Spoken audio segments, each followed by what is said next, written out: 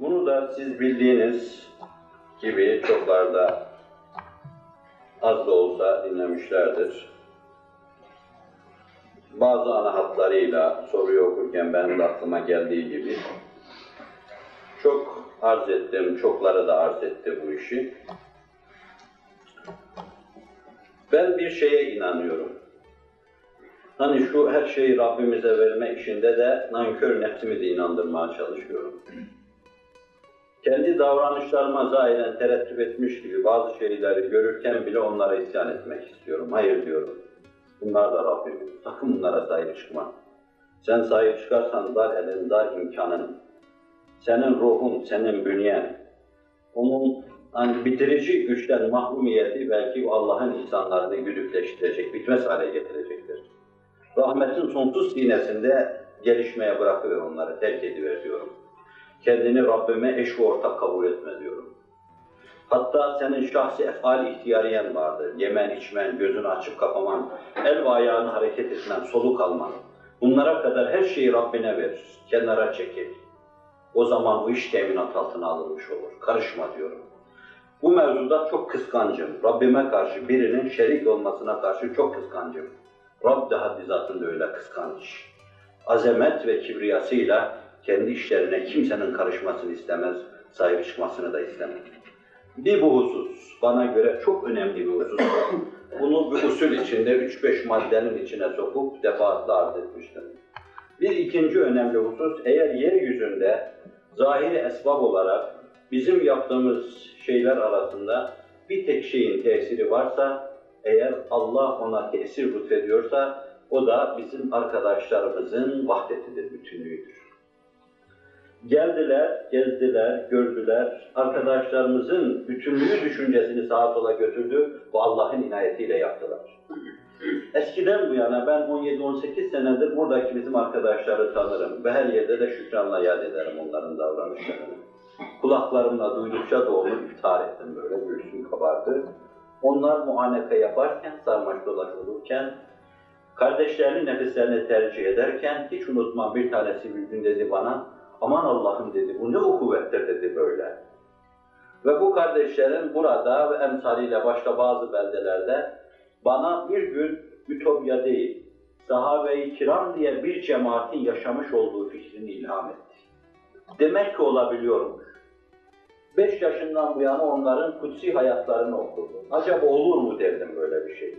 Olur mu yani adam kaşığını boşuna sağına götürsün getirsin de kardeşi yesin. Olur mu bir matarası böyle 5-10 adamı dolaşsın da eski yerine gelsin. Olur mu şu, olur mu bu derdim yani. İnsanlar bu kadar ulvileşir mi, bu kadar melekleşir, bu kadar saflaşır mı? Burada ve bazı yerlerdeki çok güzide arkadaşlarım, bu mevzuda gerçekten bir sahabe-i kiram eskiden yaşamış olduğu fikrini verdiler. Sizde de, bende de belki bu, bir gün bir sahabi döneminin dönüp yeniden gelmesi, hayatınıza bütünüyle hakim olması fikrini de beraber getirmiştir bu. Çünkü daima aynı büyük işleri aynı güçler yapacaktır. Belli bir ağırlıkta kaldırılması gerekli olan işleri daima aynı güçteki kollar kaldırmıştır. Siz omuzunuzda taşıdığınız veya sinenizde taşıdığınız bir kol halinde cihanı aydınlatacak Hz. Muhammed Aleyhisselatü Vesselam'ın mesajının tebliğcileriyseniz şayet bunu Halitler yapmıştır. Ukbe bin Nafiler yapmıştır. Bu işi sonuna ulaştır Allah'ın. Sonunda da beni şehit eyle, dinini de aziz eyle diyenler yapmışlardı. Ve hepsi de umduğuna nail olmuştu. Halit Mekke'den çok uzak, Medine'den çok uzak bir yerde vefat ediyordu. O koca Ukbe, koca Afrika'yı avucunun iç haline getirmişti. Fakat bir yerde orada kılıç darbeleriyle doğranıyordu koca kumandan. Bükülmeyen bir koldu. Beni şehit eyle, İslam'ı aziz eyle deyip çıkmışlardı. Bunlar bir güçtü, bir kuvvetti. Belli bir dönemde Hz. Muhammed mesajını bunlar taşıdılar sallallahu aleyhi ve sellem. Şehbalaştı ruhu revani Muhammed'i. Dünyanın dört bir bucağını sardı. Ve eğer bir gün aynı şekilde yine Hz. Muhammed Aleyhisselatü Vesselam'ın adı şehbalaşacaksa, bunu aynı anlayışta, aynı düşüncede, aynı cuşiş, aynı heyecan, aynı okuyan yüreklerle aynı cemaat yapacak. Değişmez bu. Tenasüb-i illiyet prensibiyle Terazinin kefelerinden bir tanesinde bir ağırlık vardır. Onu daima aynı ağırlık yukarıya kaldıracak. Bunu hiç unutmamak lazım. Hasbi, fedakar, yergam, iradeli, azimli, 10 defa oyunu, işi, planı bozulsa yılmadan yeni baştan deyip başlayabilecek kadar kararlı, sabırlı ve tevekküllü insanlar. Ve bunların başında bu kuvvet, sarmaş dolaş olma, sahabe-i kiram gibi. Kardeşlerimizin bu hali memnuniyet vericidir. Fakat önümüzde aşılması gerekli olan Kur'an'ın ifadesiyle akabeler çok çetindir. O akabeyi anlatırken de فَلَقْتَحَمَ الْعَقَبَ diyor. Onlar o uçurumu, o tepeyi aşamadılar. Ve sonra soruyor, biliyor musunuz nedir akabe? Böyle çok kolay değil akabe. Aşılması gerekli olan tepe, uçurum çok kolay değil yani. Çok bileceğiniz, tasavvur edeceğiniz gibi şey değil. وَمَا اَدْرَاكَ مَنْ akabe sözüyle soruyor size, Allah biliyor. O akabe nedir biliyor musunuz? Düşündünüz mü şu akabeyi? فَكُّ rakabe. Köleleri hürriyete kavuşturma. Bugünkü manasıyla değişik düşünebilirsiniz. Servetinizi verecek, bir insanı manen dirilteceksiniz. Sahabe-i kiramın misalinde olduğu gibi ve yu'thirûne alâ enfusihim velev kâne bihim hasâse. Tepe diyor buna Kur'an-ı Kerim'de. Aşılması zor bir tepedir diyor. Menfaat-ı maddiye gibi şeylerden fedakarlıkta bulunma. Maddi manevi füyüzat hislerinden fedakarlıkta bulunma. Yedirme, içirme, hem sıkıntı içinde olduğu halde yedirip içirme.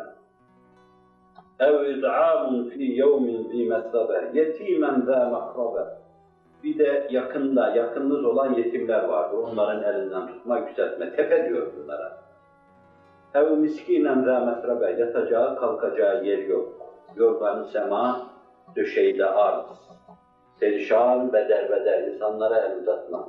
Mecazın kolları içinde, mecazın ışıkları içinde siz uzanıp burada karşınıza çok kimselerin çıktığını görebilirsiniz. Derinleştikçe, kuvvetlaştıkça görebilirsiniz çokları.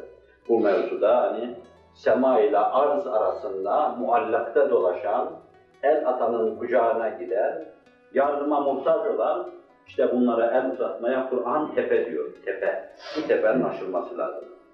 Ben bir fikir vermek için arz ettim bunları. Mevzum buraya kayıp geleceğini düşünmüyordum, şunun için arz ettim. Bir kardeşliğimiz vardır. İnşallah bu kardeşlik birbirlerine şefaat ederek Aleyhisselatü Vesselam'ın şefaat ufkuna ulaşmaya bizi götürebilecektir. Ve inşallah yine onun tam sancağı altında toplanmaya vesile olacaktır.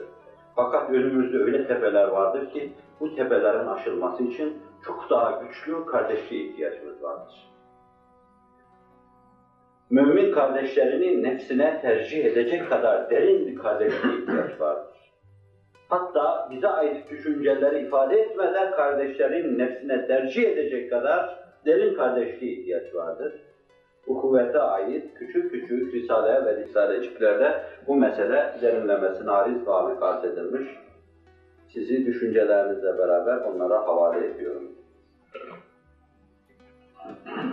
Bu mevzuda da hizmetimizde olduğu gibi bir şey vardır.